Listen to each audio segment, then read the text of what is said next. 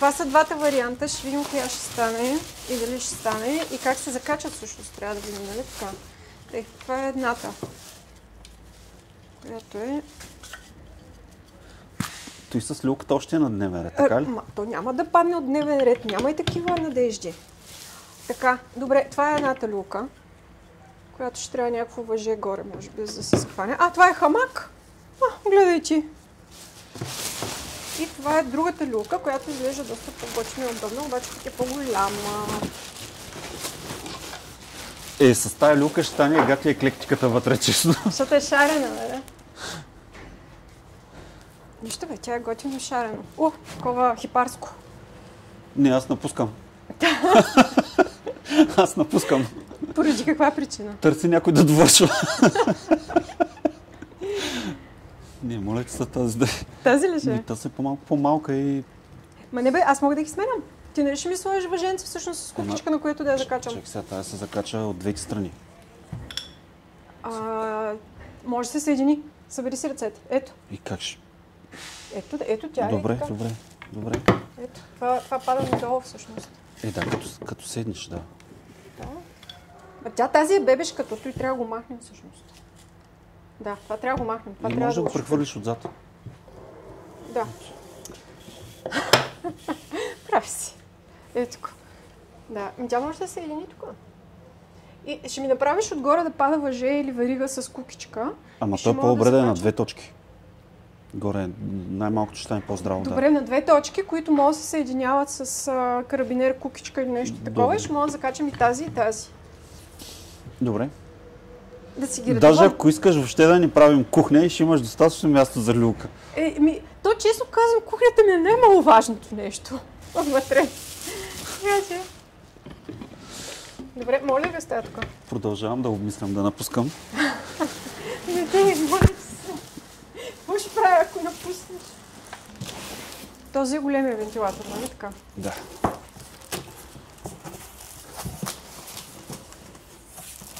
Всъщност ние си двата ли ще сложим? Големия и малкия? Такъв е плана. Двата трябва да ги сложим, защото два пъти да не сглобяваме скели.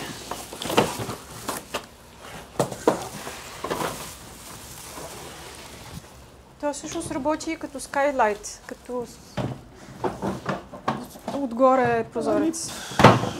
До някъде. Да, влиза си доста светлина. Така, това можем да... Дистанционното му къде е? Да не го загубим някъде. Там трябва да е. Слушам и изпълнявам.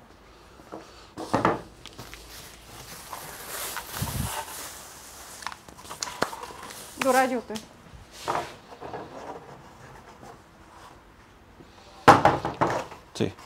Ще четем ли опътването или сме майстори? Майсторите най-големите четат опътванията. Защото не си мислят, че всичко знаят.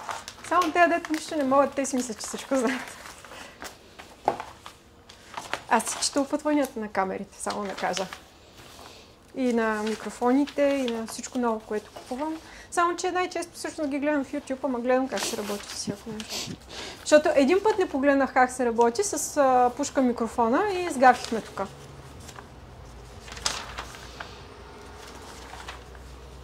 Добре. Прочетах му.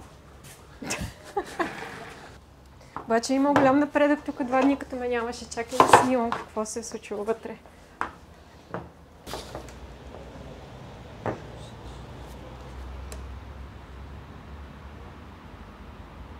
Конструкцията за банята.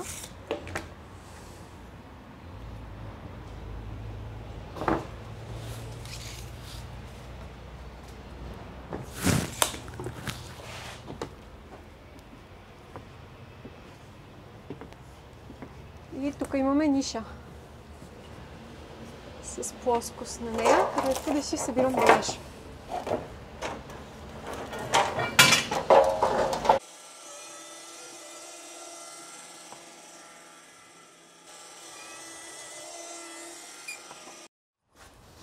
Нали ти казах последно какво си мислех, че е добре да сложим всъщност повече филц без излишен шперплат, защото теглото ще е по-леко. Не знам това дали го видя, дето ти го писах.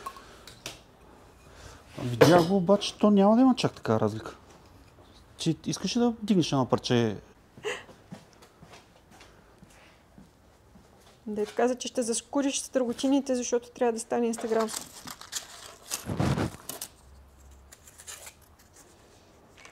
Ама гледай, шкурката, която подбереш да е фотогенична. Не, тя е работна.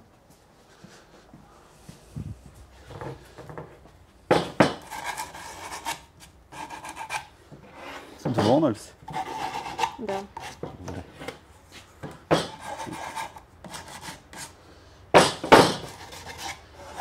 Ай, честито.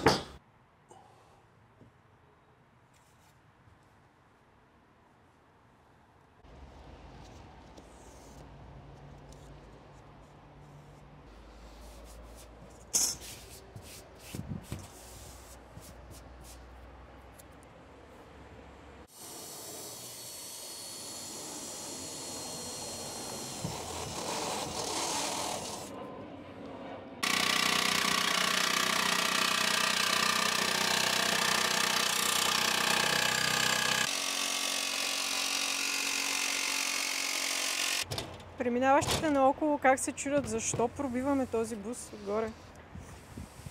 Те тук знаят защо го правим.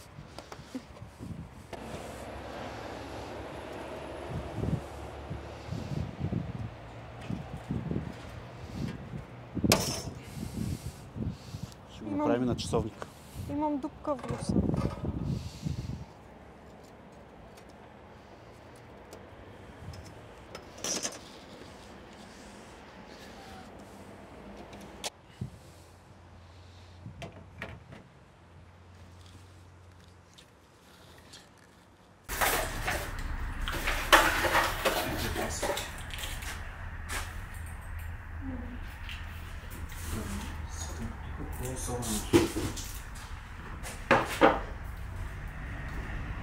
Вдигаш, трябва тук да натиснеш. Да го вдигаш.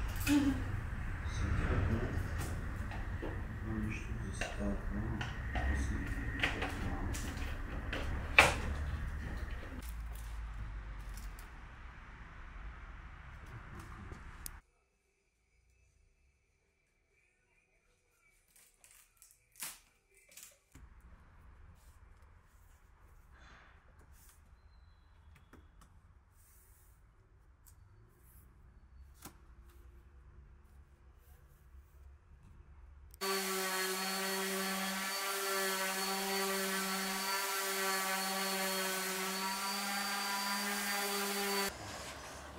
Добре, трябва да покажеш.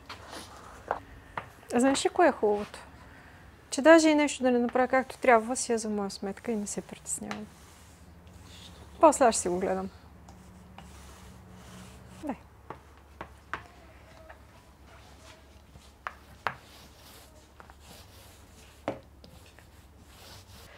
Мисля, че далеч не съм така старателна като теб като цяло. Аз съм по-джаста праста. Защото не си взимаш пари за ти. Не си плащаме. Да. Почти не се плащаш и виж как ще почне да се правиш. Не, аз като цяло съм така, аз съм бързак и... Бързата работа само за майстор. Аз не се водя майстор. Как в момента, в който си пикнала нещо на хода, не си майстор. Аз съм чирак. Мисля да отида на река Камчия да запиша поканата за събитието на Сони за 26-ти път. Защото виж, мога да им разкажа, че се мъча и се боря 2 дни с поканата, която трябва да запиша. Видеопоканата. Трябва да я изрепетирам. Аз вече забравих текста. Напротив, аз го повторих 26 пъти. Перфектно го знаех. Здравейте, аз съм Яна Пенева и искам да ви поканя на... Забравих. Какво беше още? Какво трябваше да им кажа? Аз вече го забравих, да. От сутринта до сега има много време. Имам го записано на бележка. Ще си говорим, да. Значи, здравейте. Да. Така бях като записвах. Мисля, 10 пъти почвам здравейте. И до там. Нали, че здравейте е най-лесното. Ама го направих с влизане. Нали, минавам, влизам и казвам здравейте. Добре, чай сега ще се съсредоточа. Здравейте, аз съм Яна Пенева и ще бъда лектор на есенното издание на Alpha Talks през есента. Есенното издание през есента. Здравейте, аз съм Яна Пенева и ще бъда лектор на второто издание. Здравейте, аз съм Яна Пенева и ще бъда лектор на второто издание на Alpha Talks през есента. Ще ви разкажа кое е важно за мен, когато снимам сватби и семейства. Елате в хотел Маринела. Елате на 12 ноември в София, в хотел Маринела, зала България, от 19 часа. После ги каня. Това е текста, който са ми написали. Аз работя по сценарий. Пратили са ми сценарий. Не ми се получава, нали? Аз трябва да не мога да правя неща, както някой ми каже, че трябва да правя. Аз съм си бунтарче от малка и трудно ми се получава. Тук има някакъв дефект. Не дефект, ами нещо има... махна се, добре. То става на петна. Я виж, какво направих? Тук е бяло, тук не е толкова с бяло, там е по-бяло. Това различно и поема. Не давай на така. Да го разнесеш. Да слагам ли ново или... Слагай. Първо пробвах сутринта на терасата да го запиша, обаче слънцето почна да се вдига, стана много светло и реших да отида в гората, до нас. Обаче в гората почнаха да минават някакви хора, дето крадат дърва с едни шумни машини и ми разваляха записите. Беше и супер кално. След това записвах в гората, писна ми и реших, че ще го запиша в двора, на фона към гледката. Обаче ми падна батерията, отидох да взема нова батерия. Слязох долу на двора, наместила бях статив, стол, всичко. И се окаже, че съм взела пак празна батерия и си казах, явно трябва да спра. И тръгнах насам. Давно не съм карала буса. Къде отиваме? Отиваме да купим за банята, как се казваше, панели за банята. И акустични панели за покрива. Ще ги пренесем с буса. Токса! Где се чекам? Хубаво е да снимаш. Тойотата с това натискане изтегля много бързо, но това явно трябва по-силно да го натисна. Ама аз го усещам и как превключва скоростите. Защото сега трябва да вляза и да намерим къде да паркираме там нещо. И да не забравя да се изнасям малко напред преди да завия. И няма да забравяш. Бояджи има спокойно. И аз забравям, че не карам малка кола. Как трака, леле. А като го напълним с разни работи, още повече ще трака, нали? Да. И ще скърца. Ау! Моля ти се, безшуми го хубаво. За чините, филц и за чашите. Не може да... Чакай сега, къде беше малко още напред? Давай напред още. Точно преди бензиностанцията. Или... Не, след. Преди Лукойла. Преди Лукойла. Ясно. Нали, трябва да изнасям по-напред тук, да не отнеса магазина. Представяш си, преди да сме го направили? По-добре преди да сме го направили.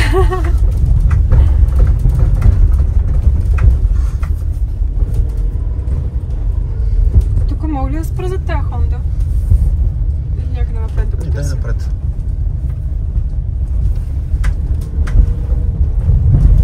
Ще свикна да го карам. Аз, когато забравя, че карам бус, аз мисля, че си карам моята кола, е по-лесно. И тук в ляво, да. Право ще могат да го натварят. Защото от време на време забравям, че карам бус. Търся копчетата сега, чакай, напедавам. Оп!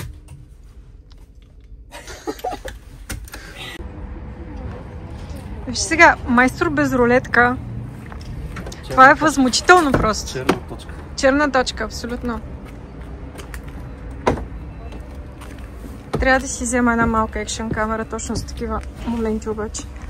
Просто не ти е подходящ гимбала. Трябва да е гимбал някой да се вземеш. Добре.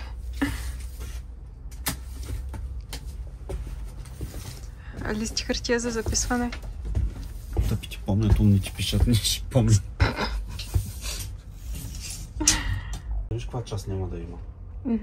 Тук под дивана, ако няма, също то ще падне на кажирче на половина. Да, аз си представих, че ще има всъщност само на пътеката. Само пътеката и назад ще продължи към... И тук насам.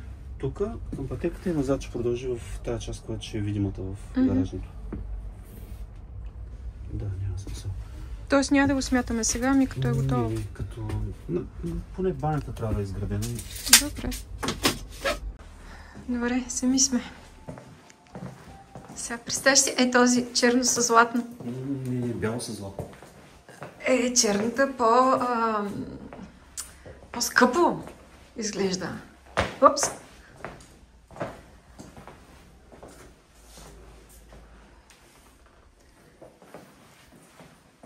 Добре, този, който харесах, къде беше? Дай направо да минаваме на него. Този беше? Този беше, да. Този е. Аз си го познах. Още имаш шанс да си избереш златното с черното. Виж, продава се мострата. Може би ще е по-евтина. Или нямат налични. Нас не трябва 3. Те тогава казаха, че имат, ама сега може и да нямат. Един брой мостра. Добре, да, ако нямат, да вземаме златното. Злато с черно. Това ли беше тавана? Не, аз си чудих за това. Обаче, може и да е от дървените. Само че, те къде бяха? Единият вариант е светлото. Това. Другия вариант е да е някакво по-тъмно. Аз много харесвам орех.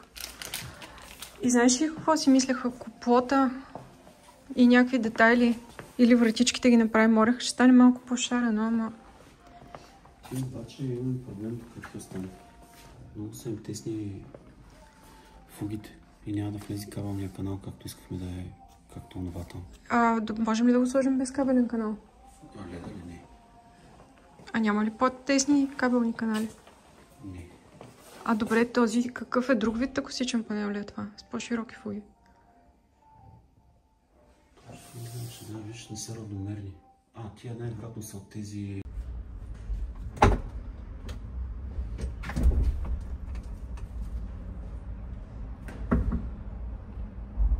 Яна, ела да вижда ли същия?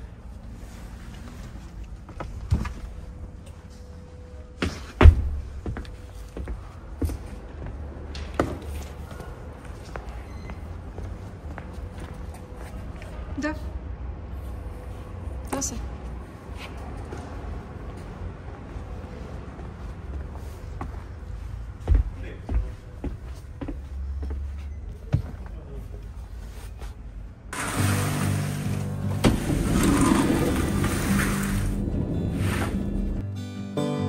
I met a man named Melchizedek. He was a good man, wandering lonely in the desert. He invited me to stay.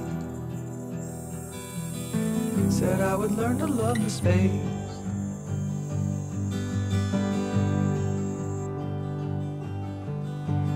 I knew a woman, her name was Jezebel. She was a wild one. She said, come out, we could have fun. And then she wanted me to go. She couldn't stand getting too close.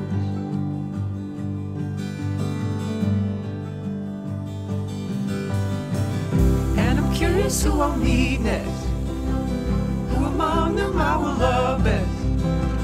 That depends upon the context. Doesn't it? Doesn't it?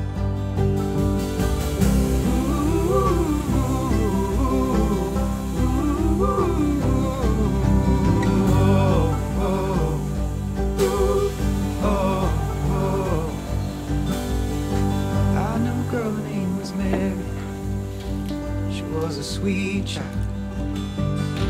Her heart was broken, seen from miles wide, like the moon over the world.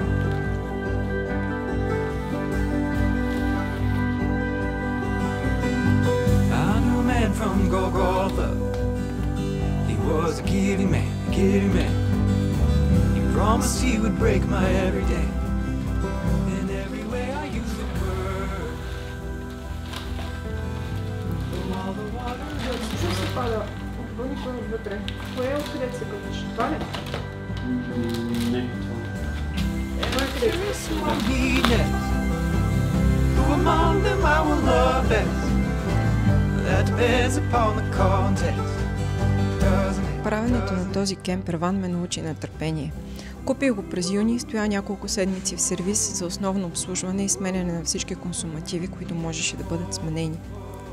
Междувременно Евгений започна друг бус и закарах моя в работилницата му в края на септември.